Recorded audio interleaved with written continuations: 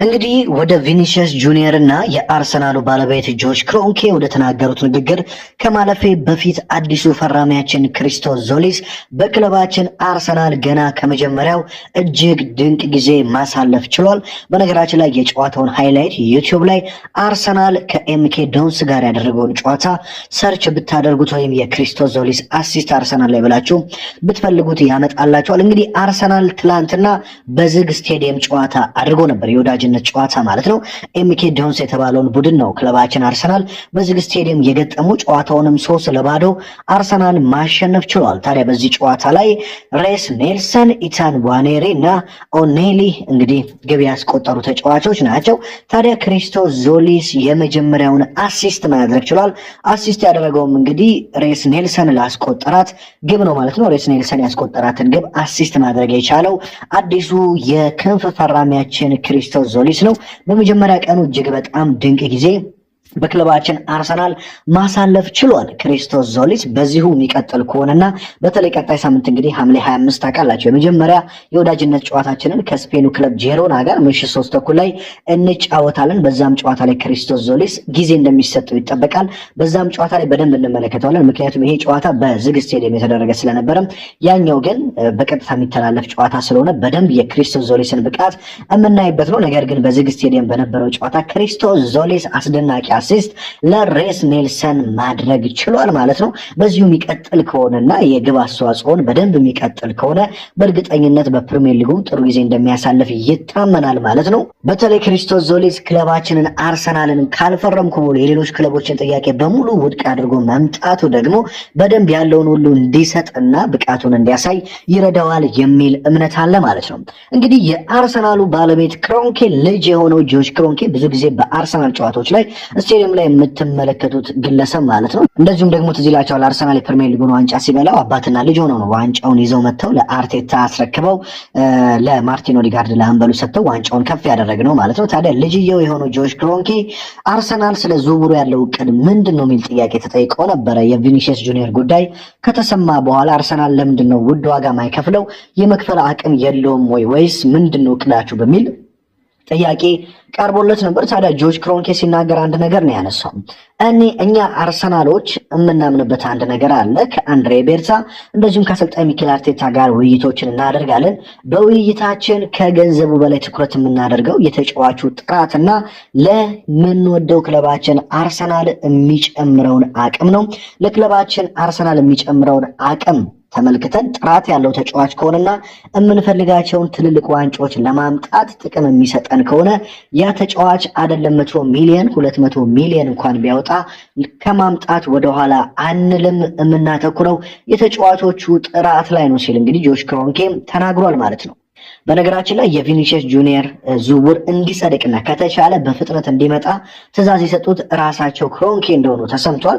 በተለይ አንድሬ ቤርታና አርቴታ እቅዳቸውን ለክሮንኬ ያቀረቡ ተወያዩ። ከዛም በኋላ ክሮንኬ የትኛውም ገንዘብ ይወጣል፣ ብቻ ቪኒሲየስ ጁኒየር ከሪያል ማድሪድ መምጣት የሚችል ከሆነ ችግር የለም በሚል ሙሉ በሙሉ ውይይቱ እንደጸደቀ ነው የተሰማው ማለት ነው። ስለዚህ አሁን ክለባችን አርሰናል የሚጠብቀው ቪኒሲየስ ጁኒየር አዲሱን ኮንትራት ለሪያል ማድሪድ ይፈርማል ወይስ እምቢ ይላል የሚለውን ነው። ቪኒሲየስ ጁኒየር የለም እፈርማለሁ የሚል ከሆነ ዝውውሩ ይቆማል። ቪኒሲየስ ጁኒየር ለሪያል ማድሪድ የማይፈርም ከሆነ ግን ዝውውሩ በፍጥነት ይጀምራል ማለት ነው። እንደ በርካታ የመረጃ ምንጮችም ቪኒሲየስ ጁኒየር በሪያል ማድሪድ ቤት ኮንትራቱን የማያራዝም ከሆነ ብቸኛ እሱን ሊያስፈርመው የሚችለው ክለብ አርሰናል እንደሆነ እያሳዩ ይገኛሉ። ክለባችን አርሰናልም ትልቁን ዋጋ አዘጋጅቶ ቪኒሲየስ ጁኒየርን ብቻ እየጠበቀ ነው የሚገኘው።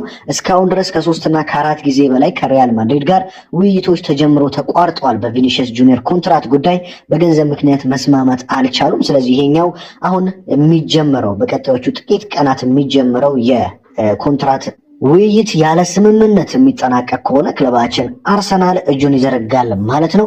እንግዲህ ቪኒሲየስ ጁኒየር የሚመጣ ከሆነ ጋብሪኤል ማርቲኔሊ ክለባችን ይለቃል። የግራ ክንፉ በቪኒሲየስ ጁኒየር ቋሚነት፣ በክሪስቶስ ዞሊስ ተቀያሪነት፣ የፊት ለፊት መስመራችን በካይ ሃቨርትዝና በቪክተር ዮኬሬሽ እንደዚሁም በቡካዮ ሳካና በኖኒ ማዱኬ የሚመራ እጅግ አስፈሪ ጥምረት ይሆናል ማለት ነው። ይህ ጥምረትም እንግዲህ አርሰናል በቀጣይ ዓመት ትልቁ እቅዱ እንደምታውቁት ፕሪሚየር ሊጉ ሳይሆን ሻምፒዮንስ ሊጉ ነው። ፕሪሚየር ሊጉን አምና በልተናል። ዘንድሮም የመድገም ትልቅ ፍላጎት አለ። ነገር ግን እንደ ፕራዮሪቲ ወይም እንደ ዋነኝነት የተቀመጠው አርሰናል የሻምፒዮንስ ሊጉን ዋንጫ ለመብላት ነው። ለዚህ ደግሞ ይህ ቪኒሲየስ ጁኒየር እጅግ በጣም አስፈላጊ ይመስለኛል። ቪኒሲየስ ጁኒየር ባይሆንም ብቻ ጥራት ያለው የግራ ክንፍ አጥቂ እንደሚያስፈልገን ምንም ጥርጥር የለውም ማለት ነው። በቡርኖ ጉማሬሽ ጉዳይ እንግዲህ ነገሮች አሁንም በጣም እየቀጠሉ እንዳሉ ነው። አርሰናል ሁለተኛውን ጥያቄ እስካሁን አላቀረበም። የሚያቀርበው ነገና ከነገ ወዲያ ባሉት በሚቀጥሉት 48 ሰዓታት ውስጥ ነው። ሰኞ ወይ ማክሰኞ ጥያቄውን ያቀርባል ተብሎ ይጠበቃል። እንደ ብዙዎች የመረጃ ምንጮች ከሆነ ብሩኖ ጉማሬሽ ወደ ክለባችን አርሰናል የመምጣቱ እድል ከ70% በላይ እንደሆነ ነው። ነገር ግን ውሳኔው ያለው በኒውካስል እጅ ነው ማለት ነው። ኒውካስል ዩናይትድ እንግዲህ ለአርሰናል አልሸጥም ካለም ዝውውሩ አርሰናል ድጋሚ ሶስተኛ ጥያቄ አያቀርብም። ነገር ግን ኒውካስል ዩናይትድ ለአርሰናል እሸጣለሁ ብሎ ብሩኖ ጉማሬሽን ከተስማማ አርሰናል ክፍያውን ፈጽሞ ይህንን የመሃል ሜዳ ሞተር ወደ ክለባችን የሚቀላቅል ይሆናል ማለት ነው። ታዲያ አርሰናል በዚህ ክረምት የዝውውር መስኮት ምናልባትም ብሩኖ ጉማሬሽና ቪኒ ጁኒየርን የሚያገኝ ከሆነ በጣም የተሟላና የቀጣዩን ዓመት ሻምፒዮንነት ለቀጣይ ዓመታት በደንብ አድርጎ ያለፈውን ዓመት ሻምፒዮንነት በቀጣዮቹ ዓመታት ማስቀጠል የሚችል ጥራት ያለው ቡድን ይሆናል ተብሎ ይጠበቃል ማለት ነው። ክሪስቶስ ዞሊስ አስደናቂ ተግባር ፈጽሟል። እሱንም ደግሞ የምንመለከት ይሆናል ማለት ነው። ከኛ የሚጠበቀው ምንድነው ካላችሁ ቪዲዮውን ላይክ አድርጎ መጀመር ብቻ ነው። ስለ ብሩኖ ጉማሬሽም ያሉትን አዳዲስ ጉዳዮች ወደ እናንተም እንደተለመደው በአማረ መልኩ የማደርሳችሁ ይሆናል። ጆሽ ክሮንኬ ስለ ቪኒሲየስ ጁኒየር ዝውውርና ስለ ዘንድሮ የክረምቱ የዝውውር መስኮት ስለ አርሰናል እቅድ እንግዲህ በጣም አስደሳች ሊባል የሚችል መረጃ ለአርሰናል ደጋፊዎች አስተላልፈዋል። በነገራችን ላይ በቪኒሲየስ ጁኒየር የዝውውር ጉዳይ ላይ በርካታ አዳዲስ መረጃዎች እየወጡ ይገኛሉ። እየወጡ ያሉ መረጃዎች ብዙ ነገር እያሳዩ ነው የሚገኙት።